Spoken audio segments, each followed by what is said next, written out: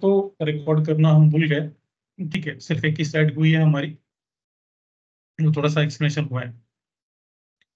What we can trade वो तो हुआ अपना। सर्टिफिकेशन इन फॉरेक्स ट्रेडिंग में हम क्या क्या कवर करने वाले, ये दोनों चीजें हो गई हमारी। अभी आगे क्रिप्टो करेंसी भी हम ट्रेड कर सकते हैं फॉरेक्स मार्केट के थ्रू, अकाउंट के थ्रू।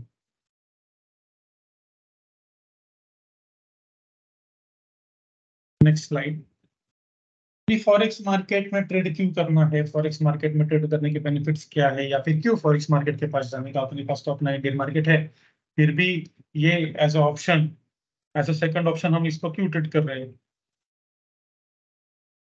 पीपीटी को हम फुल स्क्रीन इसलिए नहीं कर रहे हैं क्योंकि वो it is fluctuating between the slides directly, don't know what is wrong with my power point software, इसलिए मैं पीपीटी को फुल स्क्रीन नहीं कर रहा हूँ। एक मिनट ट्राई करते हैं।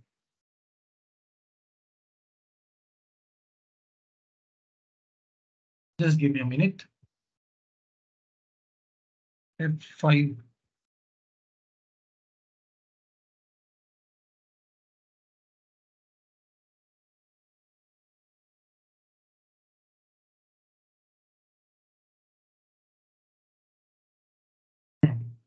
ठीक है, लेट्स सी अगर ये ऐसे काम करता है then will go with this one. अभी यहाँ पे देखिए, market size of forex market, मैंने आपको क्या कहा था कि हम फॉरेक्स ट्रेडिंग में क्यों आ रहे हैं, ये इसका रीजन है। यहाँ पे जो वॉल्यूम है, यहाँ पे जो वोलेटिलिटी है वो बहुत ज्यादा रहती है। आप यहाँ पे कंपेयर कर सकते हो जो दुनिया का सबसे बड़ा मार्केट है, जो दुनिया की सबसे बड़ा मार्केट है न्यूयॉर्क स्टॉक एक्सचेंज, इसकी इंडेक्स है अपनी नैस्डैक, राइट। तो वहां पे इस एनएससी मार्केट में, अपना एनएससी अलग है, इनका एनएससी अलग है, उस ये एनवाईएससी मार्केट इसको एक्चुअली कहा जाता है। इस मार्केट की जो डेली ट्रेडिंग वॉल्यूम है वो देखिए आप कितना है, 22.4 बिलियन, सारे इक्विटीज का, सारे कंपनीज का स्टॉक मिला के वो होता है 22.4 billion. Forex trading, forex market का जिसमें हर एक देश की हर एक करेंसी आती, हर एक देश का एक दूसरे के साथ का व्यवहार आता है, ट्रांजैक्शन आता है, उसका ट्रांजैक्शन कितना होता है, 6.6 ट्रिलियन डॉलर्स। ये है डेली ट्रेडिंग वॉल्यूम। कंपैरिजन भी अगर किया जाए तो पहले नंबर में और दूसरे नंबर में कितना डिफरेंस है आप देख सकते हो। उसके बाद में फिर जो मार्केट्स आते हैं, जापान का रहेगा, लंदन का रहेगा, अपने इंडिया का रहेगा, जर्मनी का रहेगा, वो सारे बहुत ही छोटे हैं as compare to forex market. तो इतना बड़ा पैसा है, इतना बड़ा ट्रेडिंग वॉल्यूम है, तो इतनी बड़ी अपॉर्चुनिटीज है। और फॉरेक्स ट्रेडिंग का एडवांटेज क्या है, फॉरेक्स ट्रेडिंग में हम 23/5, मतलब 23 घंटे दिन के, और ऐसे 5 दिन, सोमवार से लेकर शुक्रवार तक, शुक्रवार की रात तक हम यहाँ पे ट्रेडिंग कर सकते हैं। तो यहाँ पे ऐसा कुछ कंपल्सन नहीं है आपको इस सुबह के इस टाइम को ही आपको बैठना पड़ेगा। जहाँ पे भी आपको टाइम मिलता है, अगर आपको एशिया में, एशियन टाइम में फ्री टाइम मिलता है, एशियन टाइम मतलब कौन सा टाइम, सपोज आपके पास सुबह 6 से 9 के बीच में टाइम रहता है तो हो गया एशिया टाइम। सपोज आपके पास दोपहर का टाइम है, सर मेरे पास 12 से 3 में टाइम रहता है दोपहर, तो वो हो गया यूरोपियन टाइम, यूरोपियन सेशन, या फिर उसको लंदन सेशन कहा जाता है। आपके पास वो भी नहीं है, सर सर मेरा जॉब शुरू होता है मॉर्निंग को, प्लीज माइक म्यूट रखिएगा, माइक म्यूट रखिएगा। सपोज किसी का जॉब चालू होता है सुबह और वो शाम को खत्म होता है 5-6 बजे के लिए, तो उनके लिए यूएस सेशन भी है। यूएस सेशन अपनी इंडियन टाइम में अगर हम देखा जाए, एज अ इंडियन, इंडिया का जो टाइम जोन है वहां पे हमें बेनिफिट है कि हम कौन से भी टाइम जोन में ट्रेड कर सकते हैं, क्योंकि हमें चारों मिलते हैं। अगर हमने ट्राई किया तो हमें चारों मिलते हैं। यूएस सेशन कब रहता है, अपने शाम के 6-6:30 बजे से आप कंसिडर कर सकते हो कि अपने 9-10 बजे तक यूएस सेशन रहता है। मेजर टाइम जो है वो 2-3 घंटे का रहता है, बाद में सेशन तो एक्चुअली 6 घंटे तक चला रहता है। जो कॉमन टाइम है यूएस सेशन का और लंदन सेशन का, वो भी हमें मिलता है, जो अपना शाम का टाइम होता है। उसके बाद में यूएस का जो आफ्टरनून सेशन है वो भी हमें मिलता है। ठीक है, ऐसे अलग अलग सेशन हमें मिलते हैं इंडिया के टाइम जोन में। तो ये अपने लिए एक बेनिफिट है कि आप कौन से भी टाइम में, आपको हर एक सेशन में बैठना नहीं है, एक सेशन में टाइम निकाल सकते हो, आप वहाँ पे आप ट्रेड कर सकते हो, सारी चीजें सीखने के बाद। ऑफ कोर्स सीखने के बाद, सीखने के पहले कुछ नहीं स्टार्ट करना है। तो ये एक रीजन है, टाइम फ्लेक्सिबिलिटी एक रीजन है, और एक रीजन है कि लिवरेज वगैरह बहुत अच्छे मिलते हैं अपने को। लिवरेज मतलब क्या, कि आपके पैसे सपोज आपके पास जितने हैं उससे भी ज्यादा का आपको लिवरेज मिलता है। आपको ब्रोकर अपनी तरफ से, लिक्विडिटी प्रोवाइड की तरफ से लिवरेज प्रोवाइड करते हैं, जिसकी वजह से आप, आपके पास जितने पैसे हैं उसके ज्यादा का आप ट्रेड कर सकते हो। अगर आपके पास अच्छा नॉलेज है, अगर आप ये सही तरीके से कर रहे हो तो आपको उसका फायदा होता है।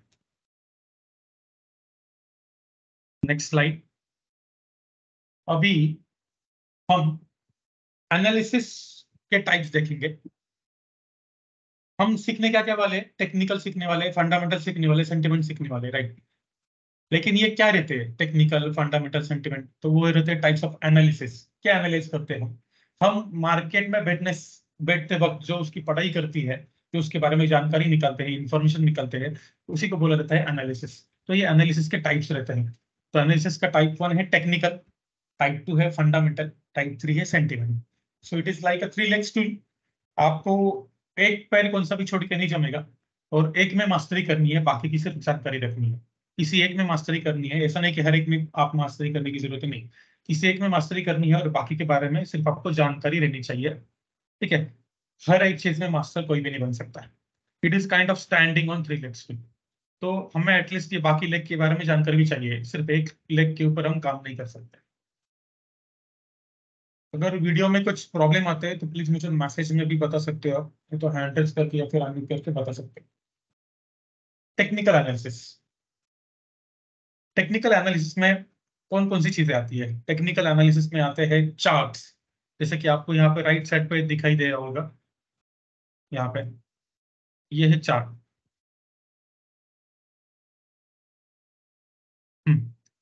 ये है चार्ट। इस चार्ट में हमें कौन कौन सी चीजें दिखाई देती है? तो अलग अलग चीजें रहती है। एक तो है कैंडल स्टिक, उसके टाइप्स। चार्ट के अलग अलग पैटर्न रहते हैं, उसमें से एक पैटर्न का नाम है कैंडल स्टिक, ठीक है। अलग अलग ये जो नीचे जो है उसको इंडिकेटर कहा जाता है। तो अलग अलग इंडिकेटर भी रहते हैं। इंडिकेटर के अलावा, इसके अलावा डिमांड एंड सप्लाई जोन्स रहते हैं। ये सारी चीजें हम सीखने वाले हैं आगे जाके। प्राइस एक्शन रहती है, इंडिकेटर्स रहते हैं, कैंडल स्टिक रहती है। इससे अलग अलग कंसेप्ट रहते हैं जो हमें टेक्निकल में सीखने हैं।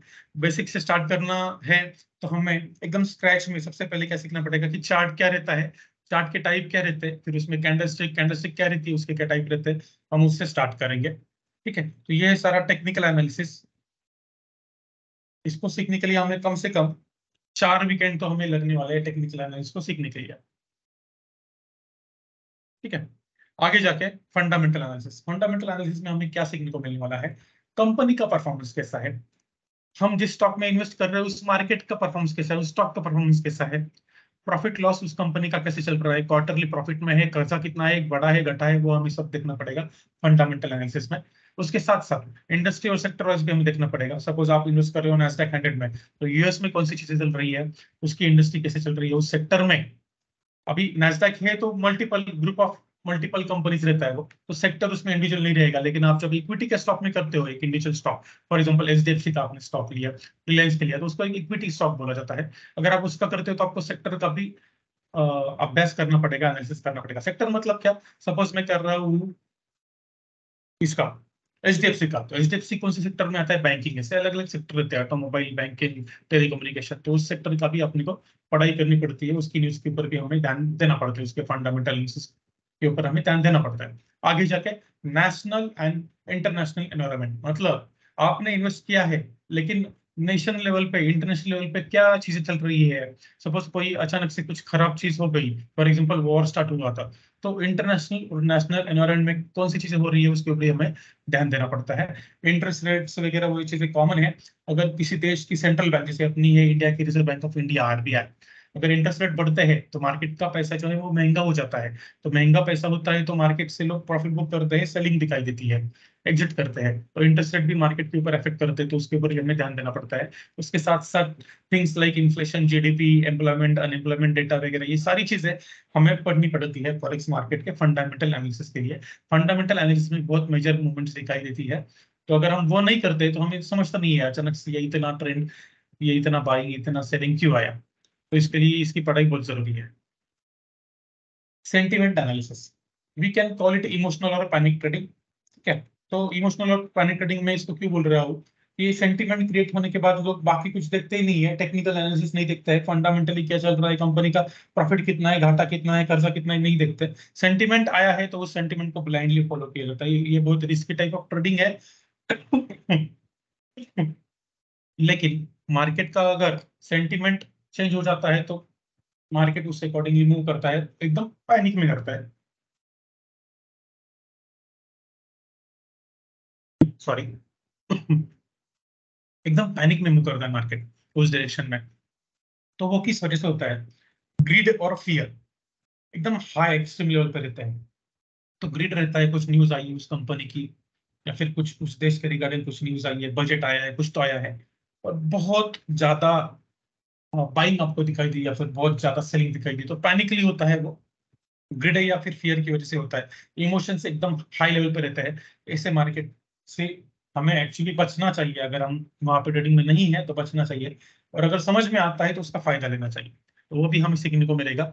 लेकिन ये सेंटिमेंट का कुछ पढ़ाई हम नहीं कर सकते, क्योंकि वो अ, पहले से पता नहीं रहता किसी को भी। अभी वॉर चालू होने वाला था, या हमें से किसी को पता नहीं होने वाला था। आगे मैं एक आपको एग्जांपल देने वाला हूँ, वो किसी को पता नहीं रहता, वो अचानक से सामने आ जाता है। तो सेंटिमेंट, मार्केट उसको किस एंगल से लेगा, no one knows. If you can not understand correct sentiment, then better to stay away from panic sell और बाय ड्यू टू सेंटिमेंट। जैसे कि मैंने कहा आपको अभी, सेंटिमेंट का एक एग्जांपल, सेंटिमेंट का क्या एग्जांपल है ये आप में से बहुत सारे लोगों ने देखा भी रहेगा। रोनाल्डो एक प्रेस कॉन्फ्रेंस में बैठे थे। रोनाल्डो एक क्या बोल सकते हैं, टॉप फुटबॉलर है, ठीक है। One of the best, Messi, Ronaldo, सब सबको पता रहेंगे। और फुटबॉल दुनिया का सबसे फेवरेट गेम है, ऐसा भी हम उसको कह सकते हैं, राइट। बहुत ज्यादा क्रिकेट का अगर हम देखेंगे तो इतनी देश नहीं खेलते, लेकिन फुटबॉल बहुत ज्यादा पॉपुलर है as compare to other sports. तो उसके ये जो स्पोर्ट्समैन है रोनाल्डो, बहुत पॉपुलर है थ्रू आउट द वर्ल्ड। और क्या होता है कि वो प्रेस कॉन्फ्रेंस में थे, और प्रेस कॉन्फ्रेंस में उनके सामने ऐसे रखी थी कोको कोला की बोतल। कोको कोला की बोतल उनके सामने रखी थी, और उन्हें पीना था पानी। तो उन्होंने क्या किया, उनको कोको कोला नहीं पीना था। और प्रेस कॉन्फ्रेंस, वो जो इवेंट रहेगा, वो मैच वगैरह, कोको कोला स्पॉन्सर है इसलिए वो सामने रखी थी। तो उन्होंने कोको कोला की बोतल को ऐसे दूर रखा, और पानी की बोतल को लिया, और ऐसे इशारा किया कि ये पियो, और पानी पीने लगे। तो उस वजह से, अभी ये प्लान था event, no of course not.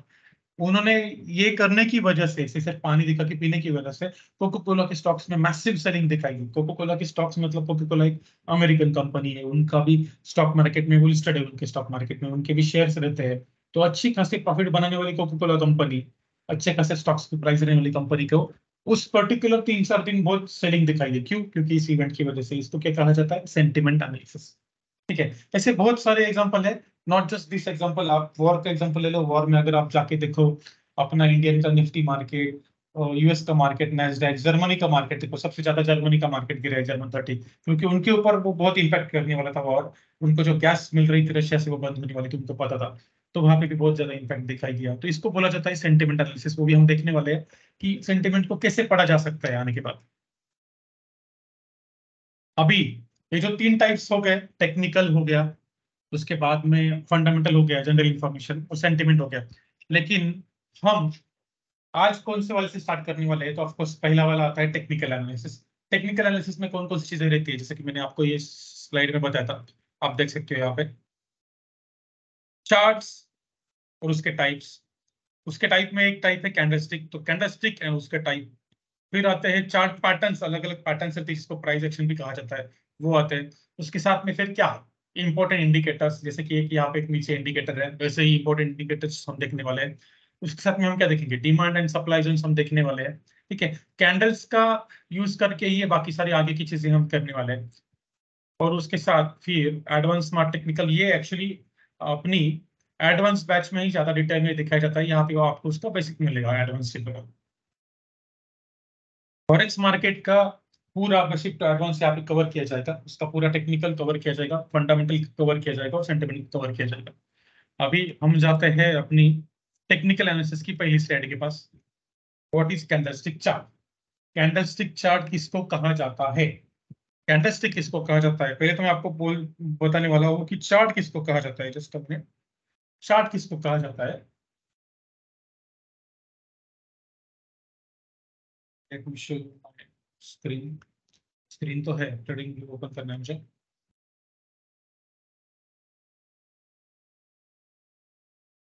Trading view यहाँ पे है।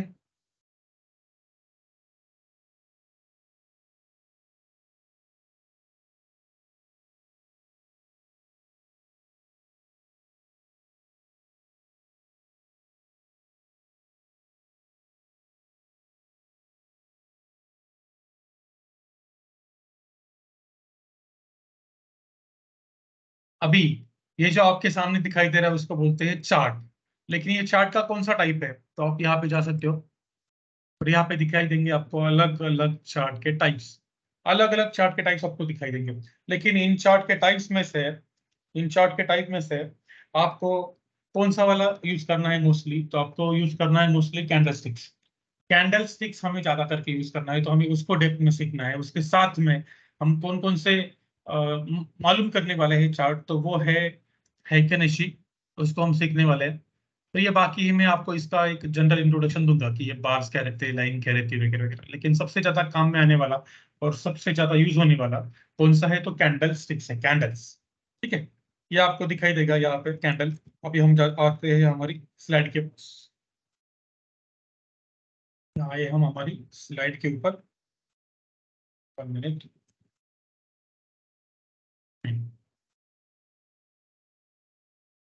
तो यहाँ पे देखिए बाकी लोगों के कैमरास बंद हो गए। कैमरा ऑन रखने हैं हमें, क्योंकि ये ऑफलाइन बैच का भी हमें माहौल बनाना है। और ऑफलाइन बैच क्यों, आप क्या कर रहे हो, आपका ध्यान है, आपका ध्यान नहीं है, इसके लिए ये मुझे मालूम होना चाहिए। इसलिए हमें कैमरा ऑन करना है। बहुत सारे लोग बोलते हैं, मेरे पास ऐसे 8-10 लोग रहेंगे कि सर हमें ऑफलाइन बैच ही चाहिए। ऑफलाइन बैच क्यों चाहिए, क्योंकि आप हमारे सामने रहोगे, हम आपके सामने रहेंगे, आप ध्यान दे पाओगे। तो ये हम सब ऑनलाइन बैच के थ्रू भी कर सकते हैं। अगर मेरा भी कैमरा ऑन है, आपका भी कैमरा ऑन है, तो we can make this online batch as offline batch. उसका ऑफलाइन वाला भी एडवांटेज ले सकते हैं, ऑनलाइन वाला भी ले सकते हैं। ऑनलाइन वाला एडवांटेज क्या है कि आपको यहाँ पे आने की जरूरत नहीं है मेरे सामने, आप वहाँ पे बैठ के ही सब कर सकते हो। लेकिन आपको उसका डिसएडवांटेज क्या है, डिस्ट्रैक्शन आ जाते हैं ऑनलाइन बैच में, आपको वो अवॉइड करने हैं। तो कैमरा ऑन रखो। मुझे अगर दिखता है किसी का ध्यान नहीं है, तो आपको साइलेंट है किसने, इज और हर ने। कैंडलस्टिक चार्ट्स के जो अलग अलग टाइप है, जिसमें हम देखने वाले हैं पहले कैंडलस्टिक। कैंडलस्टिक क्यों समझनी है, कैंडलस्टिक समझने का फायदा क्या है। तो कैंडलस्टिक की हमें बताती है प्राइस कहाँ पे जा रही है और आगे जाके कहाँ पे जा सकती है। 100% श्योर बताएगी नहीं, प्रोबेबिलिटीज बताएगी यस, प्रोबेबिलिटीज जरूर बताएगी।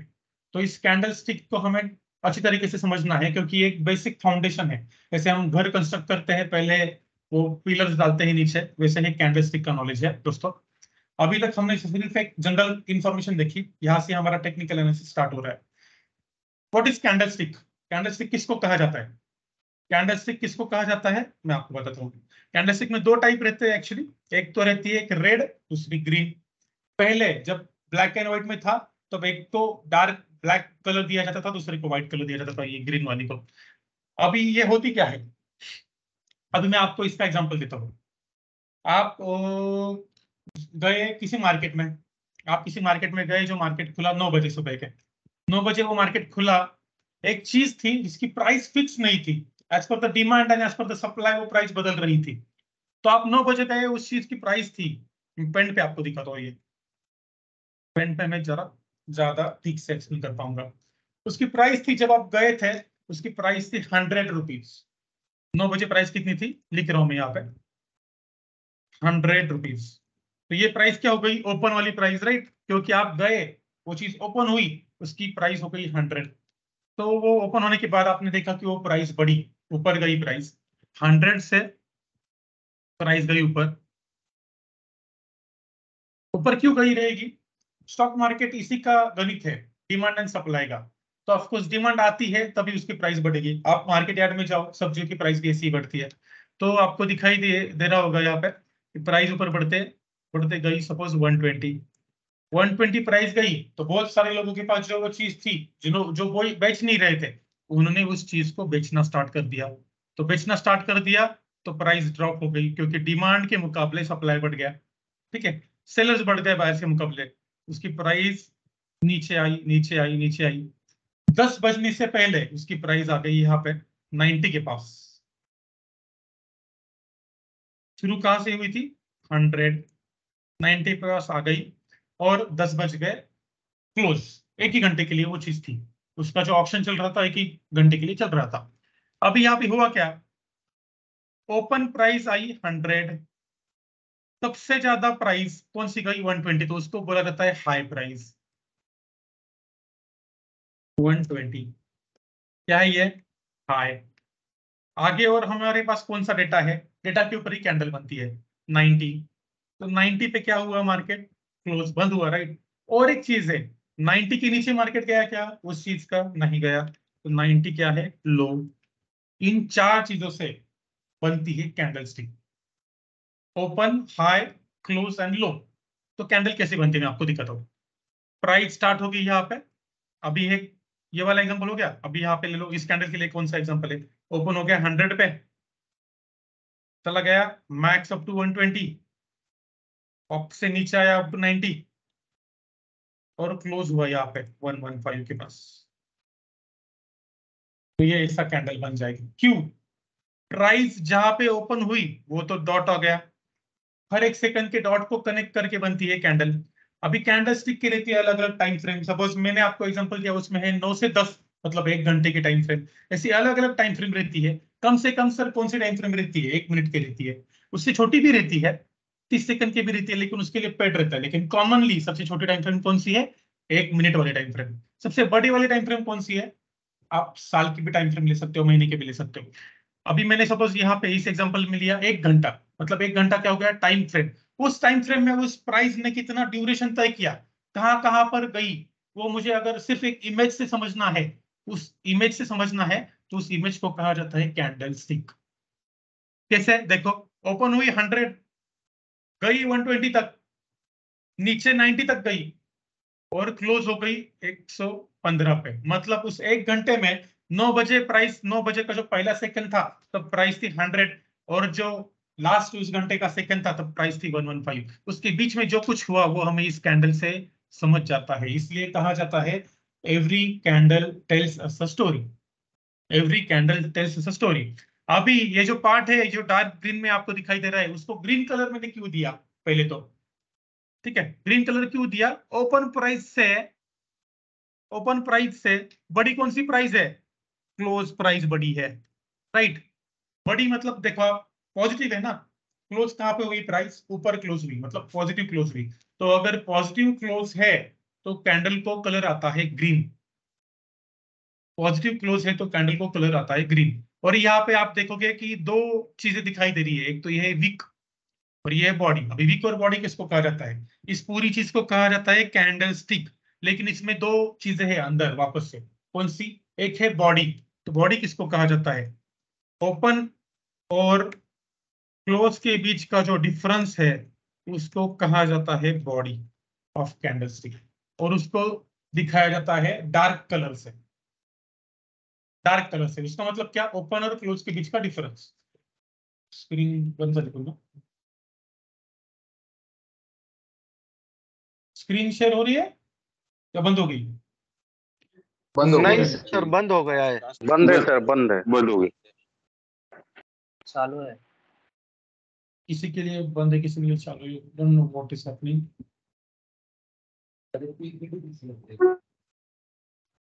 आली होती है Now आपका, it is आली visible, आली, यस yes. सर। आ गई, ओके ओके। मुझे बताओ अगर ऐसा कुछ हो रहा है तो, ये मुझे समझा नहीं है कि क्यों हो रहा है ये technical problem. No issues, no issues, okay. चलो कंटिन्यू करते हैं। तो वो जो प्राइस ओपन और क्लोज हुई, 9 बजे प्राइस जहां पे थी और 10 बजे प्राइस जहां पे थी, उस बीच का जो डिफरेंस है उसको दिखाया जाएगा डार्क कलर से। अगर वो डिफरेंस पॉजिटिव है तो डार्क ग्रीन कलर यूज किया जाएगा, अगर वो डिफरेंस निगेटिव है, मतलब प्राइस जहां पे ओपन हुई बंद हो उसके गई नीचे, सर, स्क्रीन गया वापस। give me 5 minutes, give me 5 minutes, we'll do something। दिख रहा है स्क्रीन तो। एक ऐसा भी हो सकता है कि आप लोग अगर मोबाइल से हो तो आपने थोड़ा सा स्क्रॉल भी किया ऐसे तो भी स्क्रीन जाती है फिर टीम्स में। अगर आप लैपटॉप से हो और स्क्रीन जा रही है तो मुझे बताना। मोबाइल से वो लैपटॉप पे प्रॉब्लम आता स्क्रीन है। नहीं जा रही है। हाँ, लैपटॉप पे स्क्रीन नहीं जाएगी, मोबाइल में अगर आपने उंगली से ऐसे भी किया तो स्क्रीन चली जाएगी, तो आपको वहीं पे वापस देखना है स्क्रीन आपकी कहाँ पे। भाई लैपटॉप पे भी जा रही है। लैपटॉप पे भी जा रही है, okay, just give me 1 minute.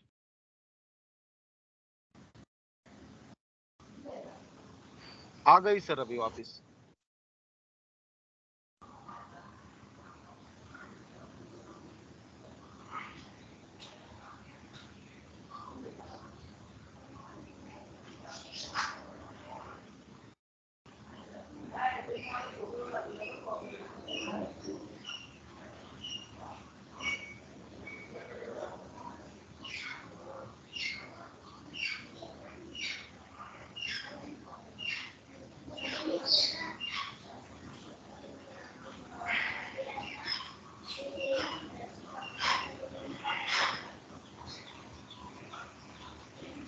अभी स्क्रीन दिखाई दे रही है? Yes yes sir, yes, yes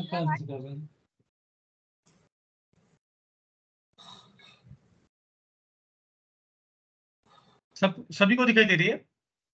yes reconnect हो। Yes yes yes. Okay okay, sorry for inconvenience actually. तो वो शुड दिस तो शो नहीं हो रही है। हाँ अभी हो रही है ना?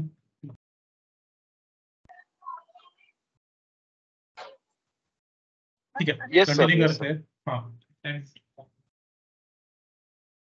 इधर रिकनेक्ट हो चेक करो। देखिए difference between open and close, open और क्लोज का जो डिफरेंस है वो अगर पॉजिटिव रहता है, मतलब क्लोज ऊपर होता है और ओपन नीचे रहता है, तो कैंडल का कलर आ जाता है ग्रीन। और अगर ओपन हुई प्राइस से नीचे क्लोज होती है कैंडल, तो कहीं पे भी होने दो, लेकिन नीचे होती है नेगेटिव है, तो वो कलर आ जाएगा रेड। ठीक है, प्राइस नेगेटिव जाती है उस पर्टिकुलर टाइम फ्रेम में। टाइम फ्रेम कौन कौन सी रहती है मैंने आपको बोला, 1 मिनट के पहले कैंडल बनती है, सबसे छोटी 1 मिनट की रहती है। 1 मिनट की मल्टीपल कैंडल्स को कंबाइन करके वापस से बनती है आगे वाली टाइम फ्रेम्स की कैंडल। फॉर एग्जांपल 5 मिनट की कैंडल अगर बननी है, तो 1 मिनट की 5 कैंडल एक साथ आ जाएगी, तब बनेगी 5 मिनट की कैंडल। ठीक है, और अगर मुझे चाहिए 15 मिनट की कैंडल, तो क्या होगा, 1 मिनट की 15 कैंडल्स, रिकॉर्डिंग स्टार्ट है हाँ, 1 मिनट की 15 कैंडल्स जब इकट्ठा होगी तब बन जाएगी 15 मिनट की कैंडल दोस्तों। अब ये कैंडल्स को इतना क्यों ध्यान देना है, क्योंकि सारा पिक्चर जो है बेसिक्स वाला वो यहाँ से ही स्टार्ट होता है।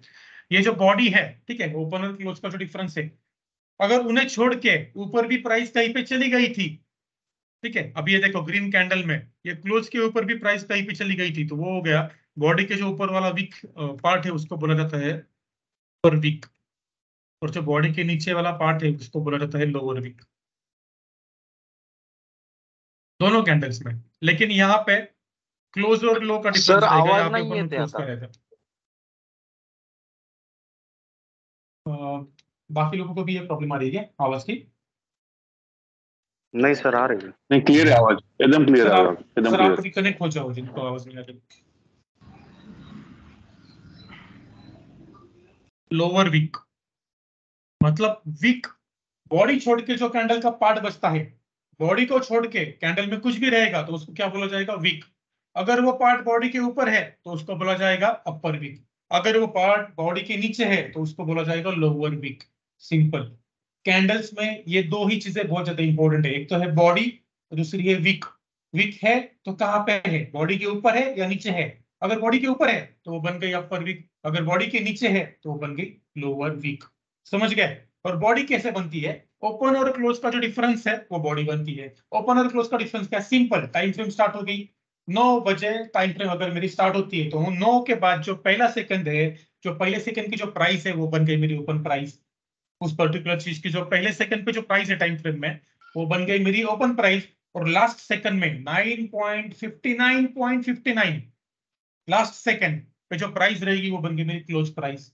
तो ओपन और क्लोज, ये सॉफ्टवेयर कैसे प्लॉट करता है, ओपन और क्लोज को प्लॉट करेगा, उसके बीच में जो भी डिफरेंस है उसको डार्क कलर, अगर वो डिफरेंस पॉजिटिव है तो डार्क ग्रीन कलर, अगर वो डिफरेंस नेगेटिव है तो dark red colour.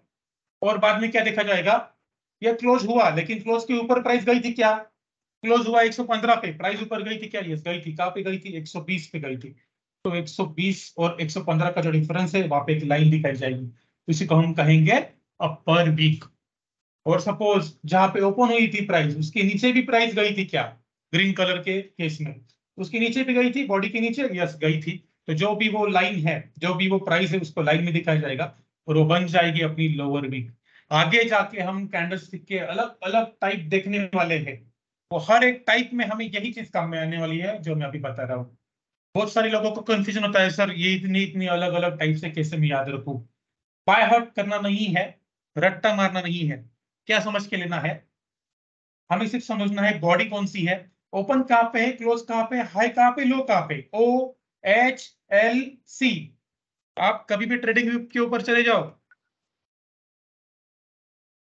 Trading view के ऊपर जाने के बाद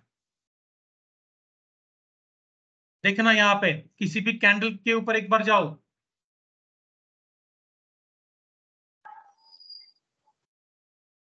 वो जाने के बाद कभी भी देखना, पॉइंटर लेके गया मैं, यहाँ पे ऊपर देखो, यहाँ पे ध्यान दो, OHLC आ रहा है कि नहीं आ रहा है, देखो हर एक कैंडल का अलग अलग आ रहा है कि नहीं आ रहा है, OHLC आ रहे हैं ना।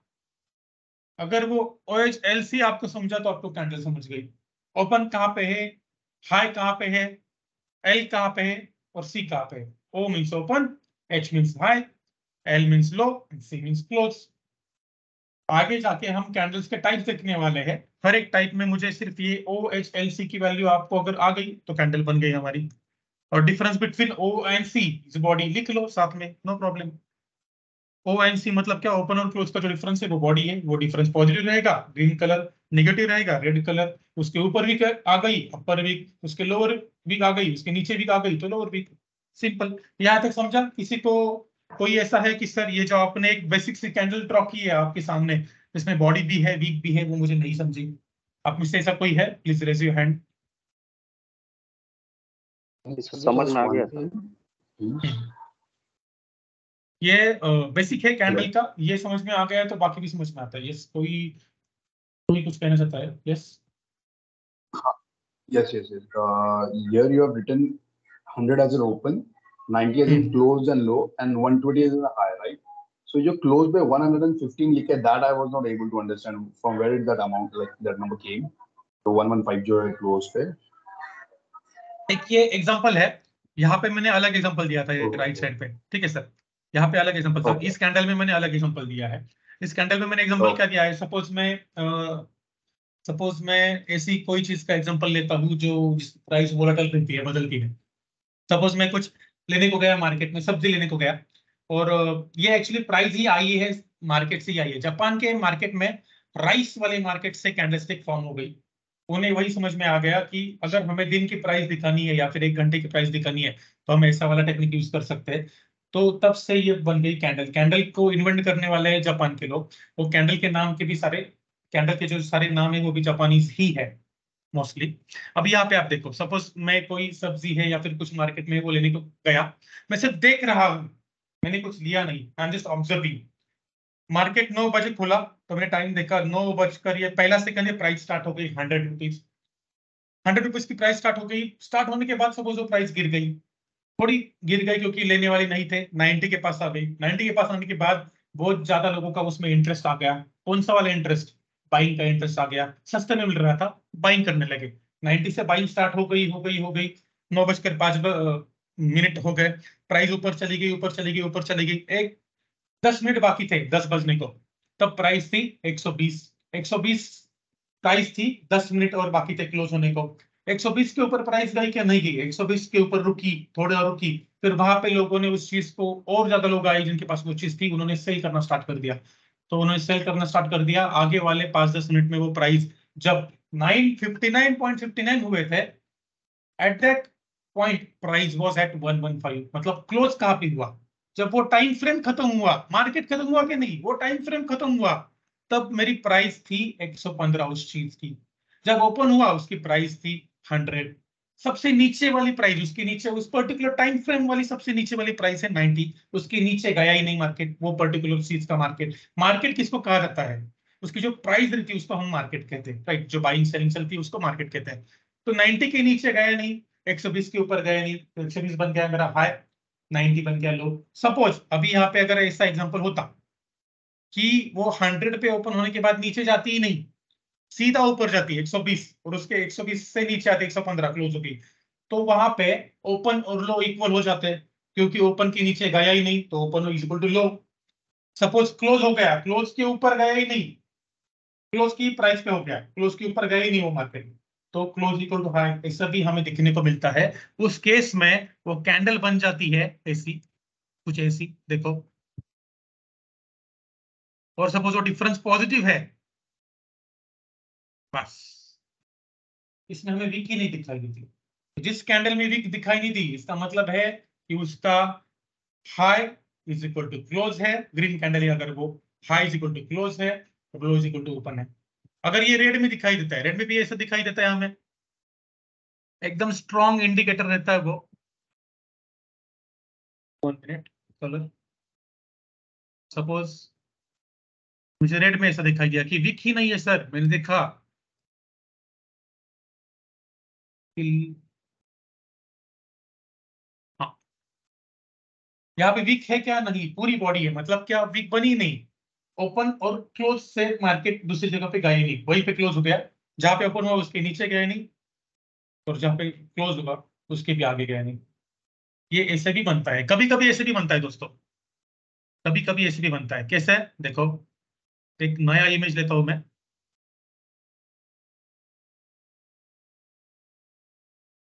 ये आपको लाइव में ड्रॉ करके बताना अच्छा है, इसलिए मैं आपको यहाँ पे ड्रॉ करके बता रहा हूँ, नहीं तो मेरे पास ये पीपीटी में ऑलरेडी है। ये देखो, सपोज ये प्राइस का हाई, ये लो है, लेकिन प्राइस जहां पे ओपन हुई उसी के पास प्राइस क्लोज हो गई और डिफरेंस था पॉजिटिव। ऐसे भी होता है। इस केस में क्या होगा, यहाँ पे हाई, यहाँ पे क्या होगा लो, यहाँ पे क्या होगा क्लोज, यहाँ पे क्या होगा ओपन। आपको कोई भी कैंडल दिखिए, आपको आज के लेक्चर के बाद टास्क ही वही है, ट्रेडिंग व्यू पे जाओ, कोई भी रैंडम कैंडल देखो, उसका ओपन हाई क्लोज लो आपको पॉइंट लिखना है वहां पे कैंडल पे जाके, और फिर वापस से जाके ऊपर लेफ्ट में कंपेयर करना है। मुझे ये समझ रहा है कि नहीं समझ रहा, क्यों बोल रहा हूं मैं ऐसा, इसकी प्रैक्टिस आने के बाद आपको कैंडल्स का बेसिक आएगा, कैंडल का बेसिक आने के बाद आपको कैंडल के जो टाइप्स है जो मैं आपको आगे जाके बताने वाला हूं वो आएंगे। ओपन, हाई, क्लोज और लो। यहाँ पे बॉडी इतनी छोटी क्यों आ गई, क्योंकि ओपन और क्लोज का डिफरेंस ही छोटा है। मार्केट सपोज यहाँ पे ओपन हुआ, यहाँ पे एक एग्जांपल में प्राइस लिखता हूँ मैं आपको समझ में आने के लिए, सपोज ओपन हुआ 100 पे, क्लोज हुआ 105 पे, हाई बनाया था 125, लो बनाया था 85, क्लोज कहाँ पे हुआ, नजदीक हुआ, इसलिए बॉडी आ गई छोटी और वीक आ गई मोटी। अगर यहाँ पे और एक एग्जांपल होता कि सर नीचे वाली प्राइस बहुत कम नीचे गई, नीचे गई ही नहीं मार्केट, चलो ऐसा एग्जांपल देख लेते हैं, 100 का सिर्फ 95 ही गया, तो कैसी बन जाएगी कैंडल ऐसी, लो इज इक्वल टू 95। तो इसी से विक से और बॉडी से बनती है कैंडल, और कैंडल के अलग अलग टाइप, बहुत इजी है, सिर्फ ध्यान देना है, रट्टा बिल्कुल नहीं मारना है यहाँ पे, बायहट नहीं करना है कि यार ये ऐसा ऐसा ओपन और क्लोज का difference is equal to body, नहीं, देख के ही समझ जाओगे। जहां पे प्राइस ओपन हुई और जहां पे खत्म हुई उस पर्टिकुलर टाइम फ्रेम में, वो बन गई बॉडी, और जो बाकी का पार्ट है वो बन गया वीक, ऊपर वाला पार्ट अपर वीक, नीचे वाला पार्ट लोअर वीक, बस। और यही समझ में आ गया तो आगे जाके मैं आपको टाइप्स बताने वाला हूँ, कैंडल के types. Got it, sir. Yes, बिल्कुल समझेगा, और उसके ऊपर थोड़ी प्रैक्टिस भी करनी है, नहीं तो भूल जाओगे। हमारी ह्यूमन टेंडेंसी रहती है, अगर वो चीज रिपीट नहीं की जाती, उसके ऊपर प्रैक्टिस नहीं होती, तो हम भूल जाते हैं उसको।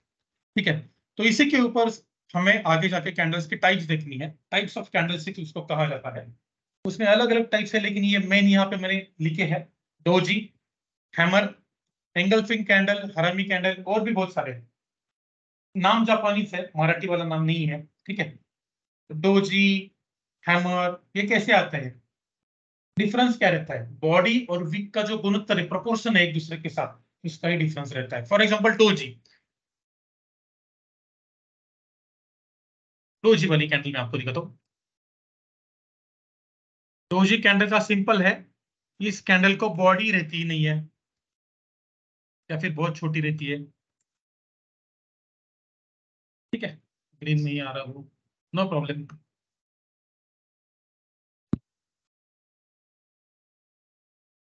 ये हाई और लो है, मैंने एक स्ट्रेट लाइन ड्रॉ की, मतलब वो है हाई और लो, अभी मैं बॉडी ड्रॉ कर रहा हूँ।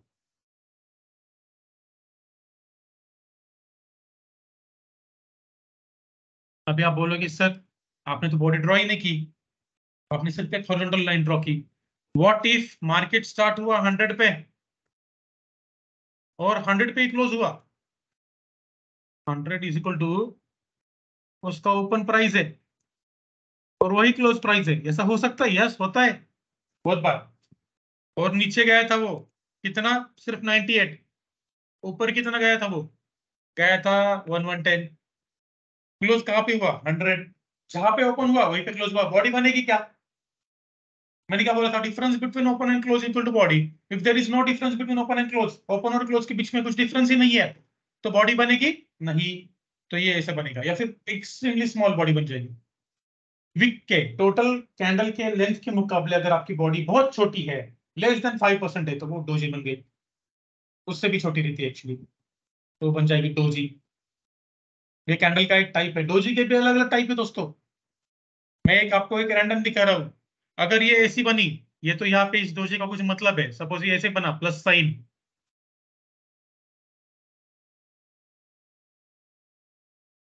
ऐसा भी बनता है। इसका मतलब क्या?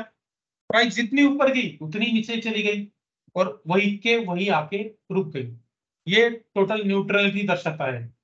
तो आगे जाके मार्केट हॉल्ट कर सकता है, रुक सकता है, या फिर रिवर्स हो सकता है। ये हमें एक सिंगल कैंडल बता देती है। इसलिए ये कैंडल्स बहुत इंपॉर्टेंट रहती है दोस्तों। ये भी डोजी है, ये भी डोजी है। तो डोजी अगर आपने लिखा कैंडलस्टिक के टाइप्स के अंदर डोजी, तो लिखना डोजी कैंडल, आगे लिखो where open is equal to close और नियरली इक्वल टू क्लोज। समझ गए? वो लिखो डोजी। अगर आपने लिखा ऐसे नोटबुक में डोजी, तो डोजी के अंदर आपको क्या लिखना है? डिफरेंस क्या है इसमें बाकी कैंडल्स के मुकाबले? यहाँ पे open is equal to close रहता है। हाई और लो इक्वल नहीं चाहिए, open is equal to close चाहिए बस। अगर ये डायरेक्ट इक्वल नहीं है तो ये सिंपल रहता ना यहाँ पे, हाँ, अप्रोक्सीमेटली इक्वल टू, ये भी चलता है। What does this mean? अगर आपको ऐसी कैंडल दिखाई दे रही है जहां पे open is equal to close है, तो वो बन गई डोजी। उसकी भी अलग अलग टाइप है जो हम आगे वाले लेक्चर में देखेंगे। ऐसे ही बाकी कैंडल्स है। हैमर, हैमर में भी एक बॉडी का प्रोपोर्शन रहता है और विक की एक डेफिनेशन रहती है कि अगर विक ऐसे रहेगी और बॉडी ऐसे रहेगी तो हैमर। एंगल्स में भी वही है। डोजी एंड हैमर जो है वो विक बेस्ड कैंडल है। विक बेस्ड मतलब उसमें विक के ऊपर ज्यादा ध्यान हमें देना है, बॉडी रहती नहीं है या फिर बहुत छोटी रहती है। और जो एंगल्फिंग और हरामी है उसमें हमें बॉडी के ऊपर ध्यान देना है, विक के ऊपर ध्यान नहीं देना है। आगे भी है candles, inside candle, outside candle, spinning top candle, बहुत सारी कैंडल्स के टाइप है। जो जो इंपॉर्टेंट है वो हम लेने वाले हैं। कैंडल्स को सीखे बिना टेक्निकल एनालिसिस नहीं आता है। तो कोई रहेगा बोलेगा सर मुझे ये नहीं सीखना है लेकिन मार्केट सीखना है, तो दिस इज नॉट पॉसिबल। आप इसको ऑप्शन में नहीं डाल सकते दोस्तों। आप एक बार पे इंडिकेटर्स को ऑप्शन में डाल सकते हैं, आप कैंडल्स को ऑप्शन में नहीं डाल सकते। Very very important thing for trading.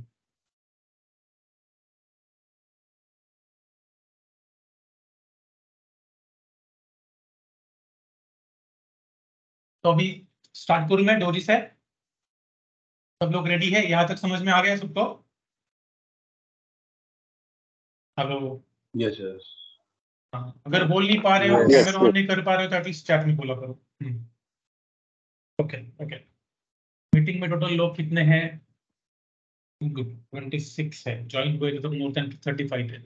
और यहाँ पे ट्रेडिंग में आप सबको सबसे ज्यादा एक चीज लगेगी, in that is patience. In this career आपको सबसे ज्यादा एक ही चीज लगेगी, वो है पेशेंस। पेशेंस के सिवा काम नहीं होने वाला है, ठीक है? तो पेशेंस सीखने वक्त भी पेशेंस लगेगा, उसको प्रैक्टिस करते वक्त भी पेशेंस लगेगा, उसमें गलतियां करके वो गलतियों को इंप्रेस करके भी पेशेंस लगेगा। विदाउट पेशेंस, विदाउट डिसिप्लिन आपको ये नहीं आने वाला है, ठीक है? तो वो लगेगा सबसे पहले। कब लगेगा? सीखते वक्त लगेगा। चलो let's start with our doji.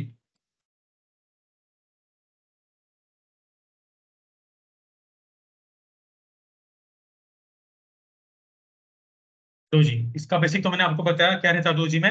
Open is equal to close. Open और क्लोज सेम है एकदम, डायरेक्ट सेम रहेंगे नहीं तो अप्रोक्सीमेटली सेम रहेंगे। थोड़ी सी एकदम छोटी बॉडी है, बॉडी के लेंथ में कैंडल के लेंथ के मुकाबले, तो चल जाएगा, ठीक है? नेक्स्ट, इसमें types, types of doji.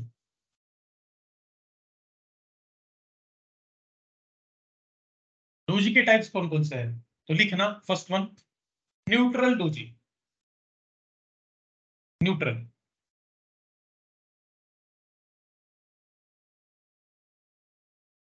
Neutral doji लिखता हूं मैं यहाँ पे आपके सामने, न्यूट्रल डोजी।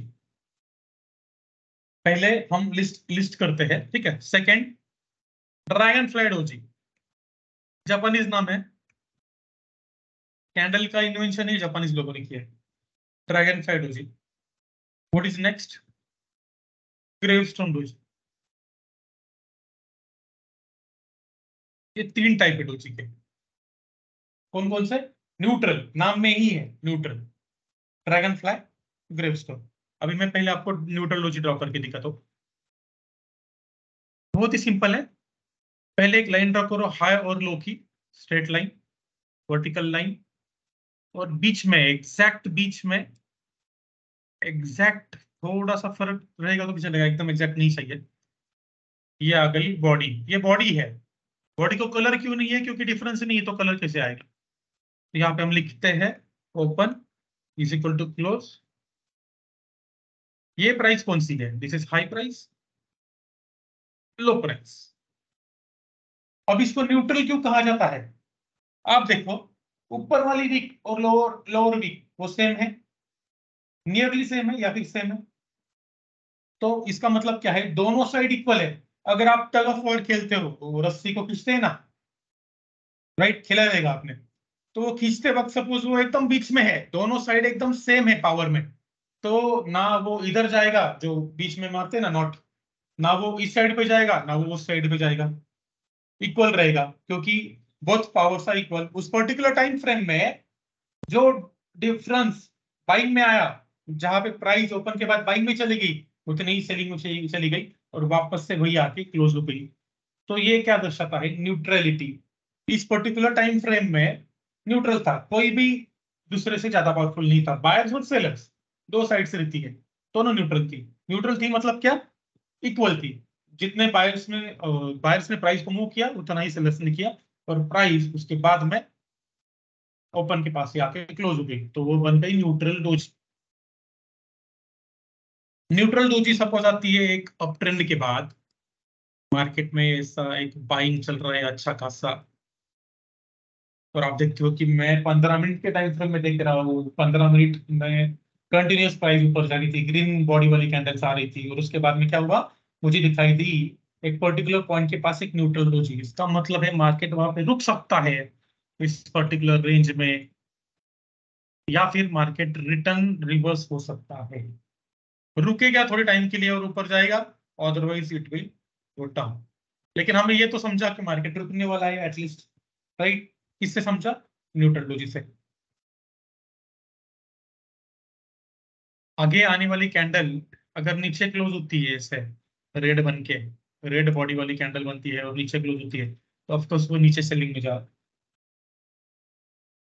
इसमें और चीजें हमें सीखनी है, इसी के ऊपर सिर्फ ट्रेडिंग नहीं करनी है। ड्रैगन फ्लाई डोजी, ये एक्चुअली मुझे इरेज करना है।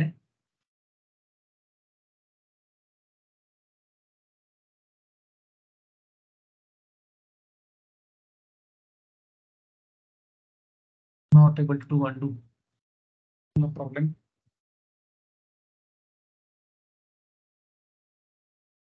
ठीक है, आगे क्या है? ड्रैगन फ्लाई डोजी,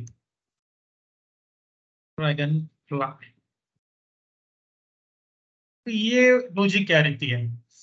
नाम में क्या है? Dragonfly. तो फ्लाई मतलब क्या? उड़ना, right? Dragon is flying kind of. तो प्राइस जो है वो उड़ रही है, मतलब ऊपर जा रही है। प्राइस ऊपर जा रही है तो वो कैसे दिखेगा हमें कैंडल से?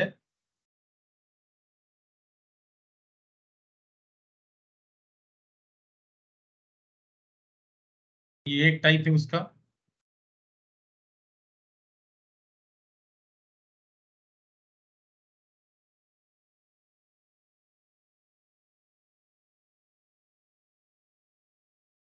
ये भी एक टाइप है दोस्तों उसका।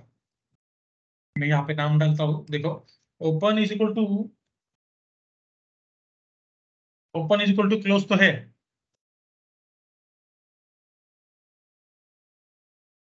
दोनों जगह पे। लेकिन यहाँ पे और एक चीज है, open is equal to close is equal to high. उसके ऊपर गई प्राइस नहीं, यहाँ पे हाई अलग है। लो लो। तो आपको दिखाई दिया कि कैंडल में एक तो स्मॉल टी बन गया, और टी नहीं, हाँ small T, right right, small T बन गया, नहीं तो कैपिटल टी बन गया। स्मॉल टी में नीचे लिखते हैं ना हम, स्मॉल टी कंसिडर करो, नहीं तो क्रिश्चियन वाला साइन कंसिडर करो उसको, आई डोंट नो, क्रिश्चियन वाला साइन ही रहता है, राइट राइट राइट, ऐसा। तो ये फिर ये कैपिटल टी, तो ये हमें क्या दर्शाता है, यह हमें दर्शाता है कि बायर्स बहुत ज्यादा पावर में है एज कम्पेयर टू सेलर्स। कैसे, अब ये मुझे कैसे समझेगा, पेंसिल लेके आते हैं, देखो प्राइस ओपन होगी, again we will take around figure के लिए हम उसको 100 कंसिडर कर रहे हैं। 100 पे यहाँ पे प्राइस ओपन हो गई इस वाले में, ठीक है, 100 पे प्राइस ओपन हो गई, और प्राइस आ गई इतनी नीचे, 100 से आ गई 90 तक। 90 के पास से इतने मैसिव लेवल पे बाइंग स्टार्ट हो गई कि प्राइस को उन्होंने वापस घुमा दिया।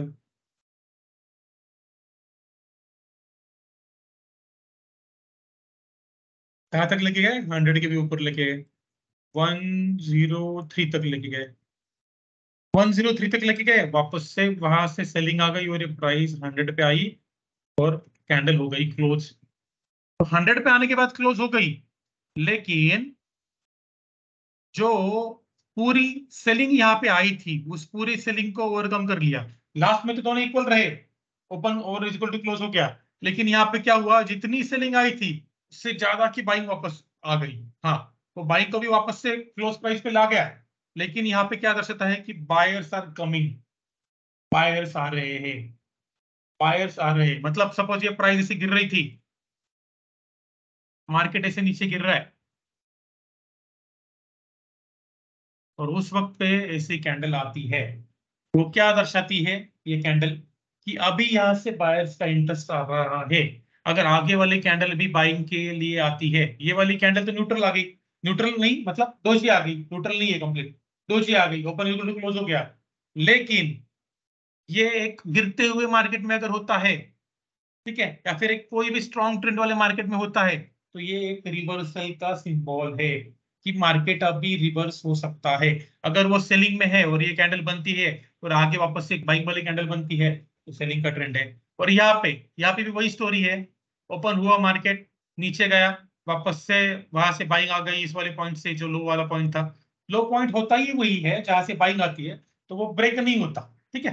तो वो आ गई बाइंग, गया मार्केट ऊपर, और जहां से ओपन हुआ था वहीं पे क्लोज हो गया।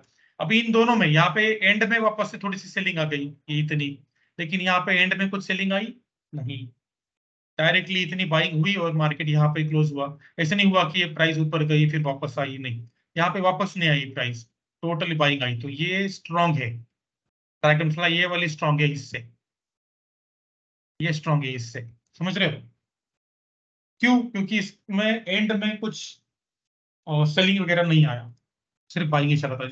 जैसे यहाँ पे एंड में इतना सेलिंग आया था, इतना वाला, तो इसको बोला जाता है ड्रैगन फ्लाई डोज।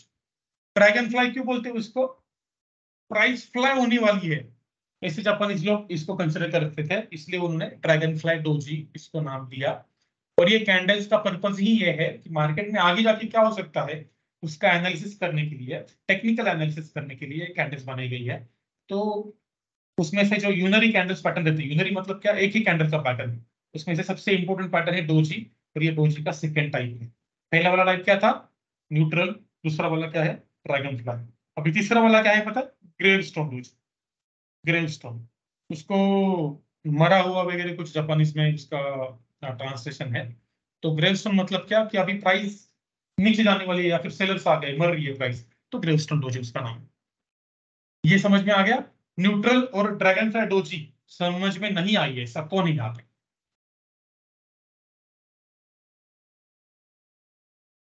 एनीवन इसको नहीं समझा, ठीक है, समझा सबको, ऐसा कौन है जिसको ये समझ में आया, किसको भी समझ में नहीं आया हैंड रेज करो, ऐसा कौन है जिसको समझ में आया। रेज का ऑप्शन देखो यहाँ पे स्क्रीन में, रेज, या फिर रिएक्ट में इसे थम्स अप करो। एक तो सबके कैमरे ऑन नहीं है, मुझे कैसे समझ में आएगा समझा या नहीं समझा? रेज योर हैंड अगर आपको ये समझा।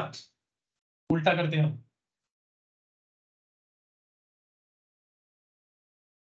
कैमरा ऑन करके भी हैंड रेज कर सकते हो। ठीक है, समझ में आया, गुड। आगे वाली टाइप है ग्रेवस्टोन डोजी।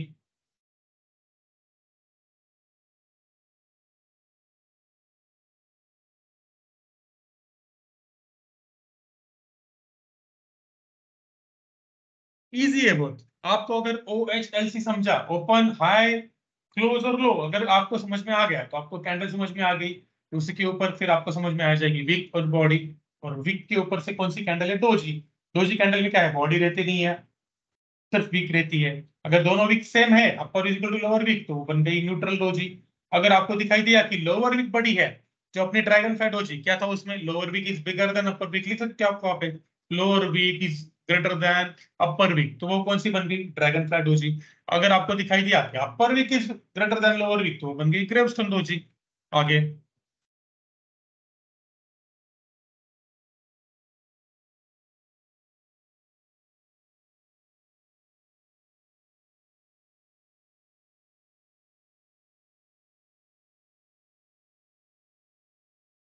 एक कैपेबिलिटी को आपको इन्वर्स करना है, उल्टा करना है।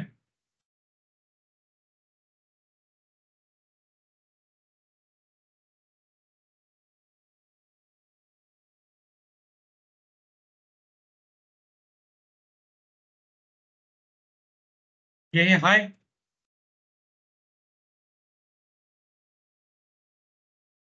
अभी स्ट्रॉन्ग वाली कौन सी है? ये कैपिटल टी जो उल्टा है यहाँ पे वो स्ट्रॉन्ग है। Low is equal to close is equal to open. यहाँ पे open is equal to, left side पे लिख दो, open is equal to close. जहां पे ओपन हुई प्राइस वहीं पे क्लोज हुई, लेकिन लो अलग है। यहाँ पे लो सेम है, यहाँ पे लो अलग है, तो यहाँ पे थोड़ी सी तो बाइंग आ गई लास्ट में, यहाँ पे थोड़ी सी भी बाइंग नहीं आई लास्ट में। ये ग्रेवस्टोन, अगर प्राइस ऐसी अप ट्रेंड में है, ऊपर जा रही है, और यहाँ पे कोई तो सप्लाई जोन है जहां से पिछले टाइम कुछ रेफरेंस है, हिस्ट्री का रेफरेंस है चार्ट के, यहाँ से प्राइस रिटर्न आई थी और यहाँ पे बन रही है, यहाँ पे ऊपर या फिर थोड़े नीचे यहाँ पे ऐसी कैंडल बन रही है। इसका मतलब क्या होता है कि प्राइस वापस से वहां पे रुक सकती है या फिर नीचे आ सकती है। This is a pure meaning of gravestone doji. Gravestone doji में क्या रहता है? Upper wick is always greater than lower week in case of gravestone doji. Wick का सारा गेम है, यहाँ पे बॉडी के ऊपर कुछ नहीं, बॉडी रहती नहीं है। ओपन इक्वल टू क्लोज हो गया तो बॉडी खत्म। आप डायग्राम निकालते वक्त नाम दो इसको, पिछले वाले डायग्राम में भी दे दो। अपर वीक बॉडी के ऊपर जो है वो अपर वीक, ये हो गई बॉडी, और जो नीचे वाली है ये हो गई लोअर वीक। ऐसे हर एक डायग्राम में आपको नाम देने हैं। यस, किसी को कुछ डाउट है? यस जितेश जी।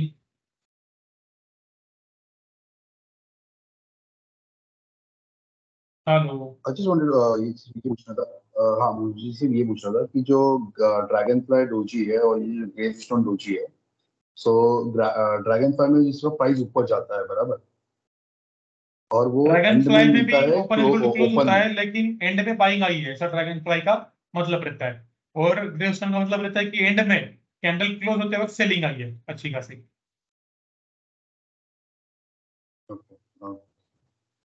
ग्रेवस्टोन का मतलब ये है कि प्राइस डेड हो गई। ग्रेवस्टोन अगर आप गूगल भी करते हो, ग्रेवस्टोन का मीनिंग क्या है मराठी या फिर हिंदी में, आपको दिखाई देगा ग्रेवस्टोन। तो डेड हो गई मतलब क्या? जो बढ़ रही थी प्राइस वो रुक गई, और वो अभी रिवर्स हो सकती है, होगी ही, ऐसा है क्या इसका मतलब? नहीं, हो सकती है या फिर रुक सकती है बात।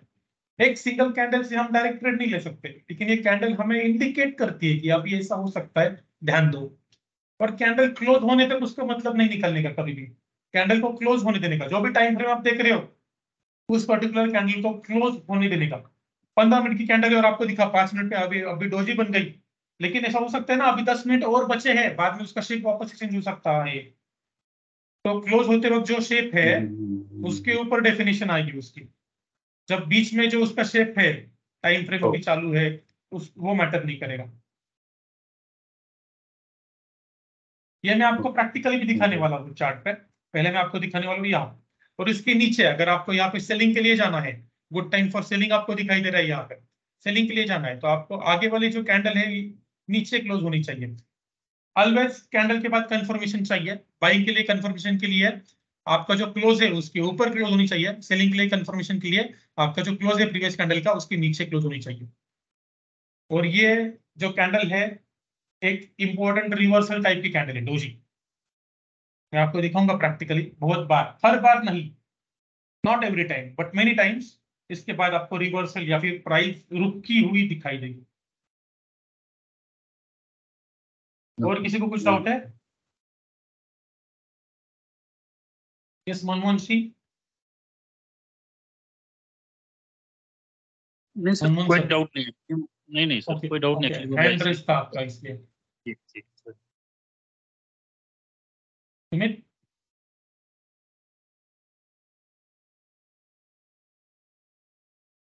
अगर डाउट नहीं रहेगा तो प्लीज लोअर योर हैंड। हाँ ठीक है, ये हुआ डोजी।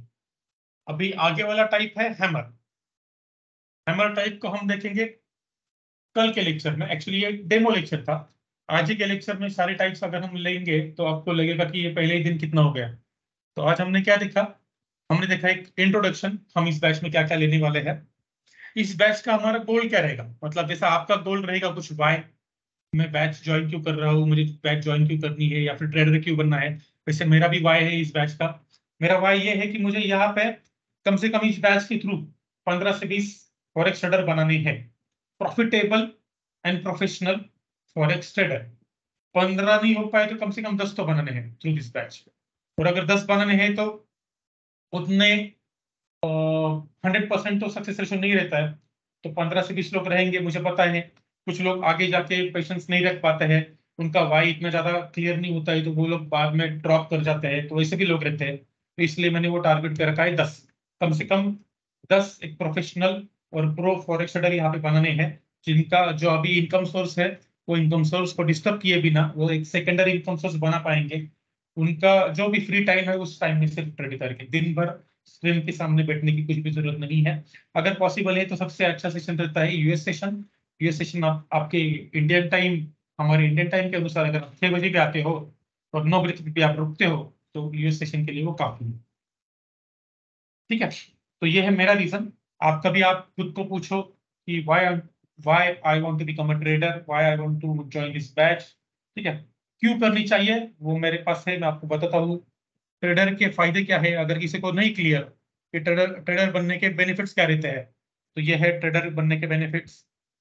ठीक है, ट्रेडिंग से आप एक सेकेंडरी इनकम सोर्स क्रिएट कर सकते हो जो आपका प्रेजेंट इनकम सोर्स है उसको डिस्टर्ब किए बिना, उसका टाइम कम किए बिना। फॉरेक्स मार्केट ही क्यों? क्योंकि वो सबसे बड़ा मार्केट है, लार्जेस्ट फाइनेंशियल मार्केट है। अलग अलग टाइम पे आप ट्रेडिंग कर सकते हो, टाइम फिजिबिलिटी है। ऐसा कुछ नहीं कि 6 घंटे स्क्रीन के सामने बैठोगे, इसी टाइम बैठोगे तभी कुछ होगा। 23 घंटे मार्केट है और 5 दिन का मार्केट है। वेरी हाई वॉल्यूम है, लिक्विडिटी भी बहुत अच्छी है, लिवरेज भी मिलता है। लिवरेज का मतलब है कि आपके पास जितने पैसे है उसके ज्यादा का आप ट्रेडिंग कर सकते हो। इंडियन मार्केट में अगर आप विदाउट लिवरेज आप अकाउंट को ग्रो करने को जाओगे तो आपको टाइम ज्यादा लगेगा। यहाँ पे आपको मतलब after proper knowledge of course दोनों मार्केट में यहाँ पे आपको टाइम कम लगेगा क्योंकि आपको यहाँ पे लिवरेज मिलता है दोस्तों। ठीक है, उस लिवरेज को प्रॉपर तरीके से यूज करना है रहता है तभी उसका फायदा होता है, नहीं तो उसके नुकसान होते हैं। तो वो भी हम सिखाने वाले हैं आपको। रिस्क फ्री डेमो अकाउंट के ऊपर आपको बैच होने के बाद भी प्रैक्टिस करनी है, या फिर बैच होते वक्त चालू है बैच, आपको वो टॉपिक कंसेप्ट क्लियर हो गया तो पहले demo account, directly real account के ऊपर कोई नहीं जाएगा। ठीक है, और सेकेंडरी सोर्स ऑफ इनकम के लिए ही मैंने भी ये खुद स्टार्ट किया था, और अभी फिलहाल this is my primary source of income और हमेशा रहेगा फुल टाइम प्रोफेशन। तो आपको भी अगर ये ऐसा करना है you can join this batch, you can learn for studying from me, और आप एक एक्सपीरियंस लेके देखो। जो भी आपका चालू टाइम है सैटरडे संडे को हम ये बैच क्यों रखते हैं, क्योंकि बहुत सारे लोगों को 90-95% जो लोग अभी रहेंगे उनको सैटरडे संडे को ही छुट्टी रहती है, तो वो टाइम निकाल पाता है बैच के लिए। ठीक है, तो बैच का अपना टाइम यही रहेगा। Will update you on respect to Telegram group. बाकी सारे डिटेल्स आप में से किसी को कुछ सवाल है बैच के रिगार्डिंग या फिर आप आज जो सीखा है उसके रिगार्डिंग आप पूछ सकते हो। अगली बार जब सैटरडे के वक्त आप आओगे तो आपकी नोटबुक में एक पेज के ऊपर एटलीस्ट 4 to 5 लाइंस में लिखा रहना चाहिए कि why you want to become a trader.